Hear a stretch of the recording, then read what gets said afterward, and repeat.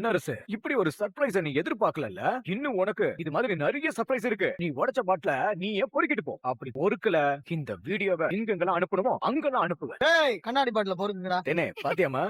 சூப்பர்ண்ணா. ஆ.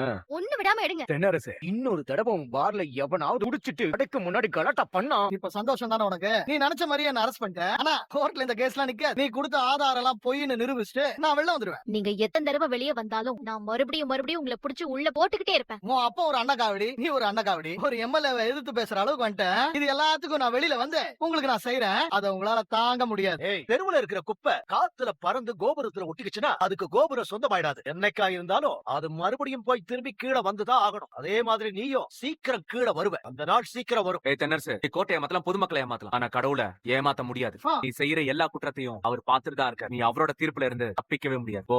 தென்னரசு, பெத்த அப்பா அம்மாவுக்கு துரோகம் பண்ண, தூக்கி வளர்த்த பாட்டிக்கு துரோகம் பண்ண, கூட பிறந்த தம்பிக்கு துரோகம் பண்ண, அட பாவி கட்டின பொண்டாட்டிக்கு துரோகம் பண்ண, இப்படி எல்லாருக்கும் துரோகம் பண்ணி நீ என்ன சாதிக்க போறதுதான் தெரியல. நீ கடைசியில அவமானப்பட்டதுதான் மிச்சம். கடைசியா நீ இப்ப ஜெயிலுக்கு போறது கூட நீ செஞ்சதெல்லாம் தப்புன்னு உணர்ந்து திரும்பி வந்தன்னா உனக்கு நல்லது. அதை விட்டுட்டு இதே தென்னரசா மறுபடியும் திரும்பி வந்தன்னா உன்னை அந்த ஆண்டவன் கூட காப்பாத்த முடியாது. சார் வண்டியில இருக்கு.